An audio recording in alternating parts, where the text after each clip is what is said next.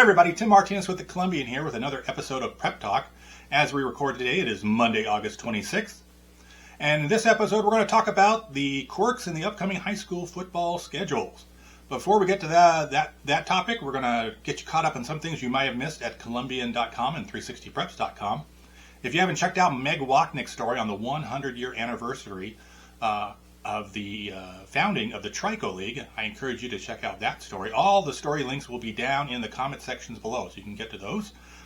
Jeff Klein did a story about how Camas High School and the U.S. Tennis Association has partnered to build a bubble top cover for the high school's 8 tennis courts, which will be a benefit not only to the students at Camas High School, but also the greater tennis playing community in East Clark County. Last Wednesday was the first day of high school football practice, so I wandered out to Seton Catholic to get their take on their first practice, which also happened to be the first day of classes for Seton Catholic. So a bit of a twist there for the Cougars as they started the 2024 fall season. On our high school blogs, we continue to post another all-region team through the years. We've done this for football, volleyball, girls soccer, and boys soccer. Boys cross country. Girls cross country goes up this week. You check that out on our high school prep blog. Our Varsity 360 podcast will make its season debut on Thursday of this week. And if you haven't already subscribed to our YouTube channel, be sure to do that so you don't miss out on any new content, whether it's podcast or Friday night football highlights and other sports as well. And finally, this Friday, August 31st, in the print edition of the Columbian, you'll find the high school football preview special section, previewing all 26 teams that we cover here in Southwest Washington. And it'll get you all ready for the season opener, which will be on Friday, September 6th. All right, so before we get to our topic of the quirks in the high school football schedule this year, let's talk about a little bit about how the high school schedules are put together for football. Now, football schedules are typically done in 2-year cycles. So last winter we had reclassification, and that scrambled up some new leagues and put some teams in new leagues. And after the teams know their league, they make out their football schedules, and they do it in 2-year cycles. That means that the schedule that your favorite team will play this fall will be pretty much identical to the one they'll play next year in 2025, except the sites will be reversed. So Richfield opens week 1 against Prairie at District Stadium. In 2025, the Falcons will head to Richfield in week 1. That's pretty much the case for most teams. There are a few games in there that won't follow that 2-year cycle, but for the most part, that's the way it works. All right, our first quirk we're going to talk about, and we're going to break these into categories. First quirk we're going to call Hello Hiclimbers. The Hiclimbers are from Shelton High School, which, if you don't know where Shelton is, it's about 20 miles west of Olympia, so about a 2-hour drive from Vancouver. Well, Shelton High School is going to be joining the 3A Greater St. Helens League this fall in football only. They're going to be a full league member in the 3A JSHL for football only. In other sports, they'll be in a split classification league with another league up north. And so I know a lot of you will sit there and go, it's a 2-hour drive to join a league. That's a long way to go. But for football, there's only a limited number of trips that you make. So the Hiclimbers will have to make 3 trips down south to the Vancouver and Kelso areas. They're going to play against Mountain View, Prairie, and Kelso on the road this year. And the 2 teams from down here that'll be going up to Shelton are Evergreen and Heritage. Now, this is a good arrangement for the pre-existing 3A Greater St. Helens League for two reasons. The first reason is the league was previously a 5-team league. And when you have a 5-team league, that means that every week during league play, there's going to be one team that's going to get a league bye. And it is often very challenging to find non-league opponents in October. And often that means to find those opponents, you've got to be able to travel. For instance, Mountain View, to finish out their league bye 2 years ago, had to travel to Richland. Last year, Kelso filled that league bye by going to Othello out in central Washington. And each of the last 2 seasons, Prairie has traveled during their league bye once to Corvallis down in Oregon, and then up to Chehalis last year. Now, Evergreen and Heritage filled their league bye weeks in the last 2 years by playing 4A Greater St. Helens League teams.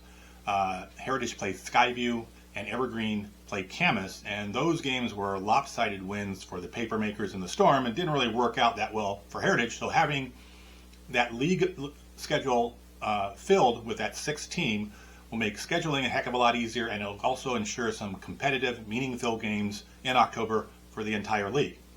And the second reason it's a good thing for the 3A GSHL is that it increases their chances of getting more teams to the Week 10 playoffs. Now, you may remember last year the 3A Greater St. Helens League sent 2 teams to the playoffs, where the 4A Greater St. Helens League sent 3. And a lot of you were like, well, what sense does that make? The 3A Greater St. Helens League has 5 teams, where the 4A only has 4. Yet the 4A gets 3 berths, and the 3A only gets 2. And the reason for that is that league playoff berths are determined proportionally. So it's proportion of how big your league is to how many schools there are statewide in your classification. So last year in 4A, there were about 51 4A schools. And the 4-team 4A Greater St. Helens League represented about 7.8% of all 4A schools statewide, or 1 in 13. While for the 3A, there were 78 high school football teams in 3A statewide. And so the 5-team 3 Greater St. Helens League represented about 6.1% or 6.4% of all the teams statewide, or a proportion of about 1 in 16. So proportionally, they had fewer teams statewide than the 4A team. That's why the 4A got more berths. By adding Shelton, it gives the 3A teams a larger league, so it's a larger proportion of the number. Plus, this year, because of reclassification, the 3A classification has shrunk in size. They're down to 72 schools playing football statewide in the 3A. So the 16 3A Greater St. Helens League now represents about 8.3% of all teams statewide, or 1 in 12. And as far as the 4A getting 3 berths going forward, that's not going to happen anymore, because there are now 60 4A schools statewide, so the 4A GSHL teams represent about 6.7% of the state teams statewide, or 1 in 15. So while the berths have not been set yet, those will be established sometime in September. The proportions tell us that it's a pretty good bet that the 3A Greater St. Helens is going to get 3 berths to the Week 10 playoffs. So that's a bonus for 3A teams. As far as Shelton's concerned, like I said, if you're trying to fill non-league games in October, it can be a challenge. You'd have to go and make some trips. And so even though Shelton's got to make 3 trips coming down into the Vancouver-Kelso area this year, their total miles traveled for all of their road games this year will total 857 miles, which among the 26 teams in the 3A, 4A, 2A, and Greater St. Helens League, plus the teams in the 1A Trico League, all 26 of those teams, Shelton ranks 4th in most miles traveled among all those teams in all those leagues. So from that standpoint, Shelton's travels are not too bad. All right, our second quirk in the schedule, we're going to title Only 3 Home Games. Now, the high school football schedule regular season is 9 games long, and typically you want to have an equal number of home games and road games, and that'll generally mean that you'll either play 4 home games or you'll play 5 home games, and then next year those numbers will be reversed. However, we got 2 teams here in Southwest Washington that'll only play 3 home games. The first of those teams is the Seton Catholic Cougars. They will only have 3 home games. They play 3 home league games in the Trico League and 4 games on the road. Usually, in this situation, when you have these 2 non-league games, you would try to split them, 1 at home, 1 on the road. But to make out their schedule this year, the Cougars play both of their non-league games on the road. They're going to go week 1 to play Columbia River, and then in week 2 they're going up to Longview to play Mark Morris. But even despite playing 6 road games, the Cougars will only travel about 371 total miles, which puts them right in the pack among the 26 teams in the area down here. The other team that has 3 home games kind of comes with an asterisk with it, because that's the Battleground Tigers. Battleground will open week 1 at home at District Stadium, taking on Eisenhower of Yakima. Then the next 6 weeks, the Tigers will technically be the visiting team. However, on one of those weeks will be a week 3 game against rival Prairie. Prairie also plays at District Stadium, so even though Battleground will be the visiting team, they'll be playing at the stadium that is located right on the campus of Battleground High School, so it's not like they're going to have to take a bus trip. Still, even though they do have to make 5 trips on the bus, Instead of 6, they will still be traveling more than 1,100 miles this fall to play their road games. The Tigers have a road trip to Idaho. They play 2 games in Oregon, including 1 down in Salem. And they have a road trip up to Chehalis. All right, our next quirk we're going to title Idaho Road Trips. And this kind of spins off what we just talked about in our second quirk involving Battleground. So in week 5, Battleground is going to hit the road and travel to Idaho to play Post Falls. Now, if you don't know where Post Falls is, if you're traveling from Vancouver and you're heading up towards Spokane, you take I-90 through Spokane, you cross into the Idaho border, and just after crossing the border about 5 miles later, you're going to run into Post Falls. Now, if you stayed on I-90 and you kept going another 5 miles east, you'd run into Coeur d'Alene. And that is where the Camas Papermakers will play a road game this year on the very same week 5 night, that Friday, October 4th. So on Friday, October 4th, Battleground will be playing at Post Falls, and Camas will be playing at Coeur d'Alene. Those two schools are about 6 miles apart. When I saw this on the schedule, I messaged Camas AD Stephen Baranowski, and I said, since you guys are going so far to play these road games that are so far away yet so close together, is there some sort of joint activity planned for this weekend? And he said that there weren't, but that now that I mentioned it, that was a pretty good idea. So he was going to reach out to Battleground AD Trevor Person to talk about if there's something they can't set up that week. So I hope that comes through. It's a long way to go, and it would be a pretty cool twist to a long trip. With that Idaho trip, Camas takes home the title of Road Warriors of Southwest Washington. To play their 5 road games this year, the Papermakers will roll more than 1,500 miles. In addition to that Idaho trip, they will head down to play Oregon City this fall, up to Tacoma to play Lincoln, and up north of Seattle to play Monroe. So the Papermakers will have lots of time to bond together on the team on those long bus rides. Our fourth quirk is called Staying Close to Home, and this is sort of the flip side to those road trips that are being taken by Camas and Battleground. We have 4 teams that will travel fewer than 200 miles to play their road schedule this year. And those teams are Hudson's Bay, which will travel 189 miles, Woodland, which will travel 148 miles, and Richfield, that'll travel 133 miles. Now, the team that will be traveling the least this fall is the Mountain View Thunder.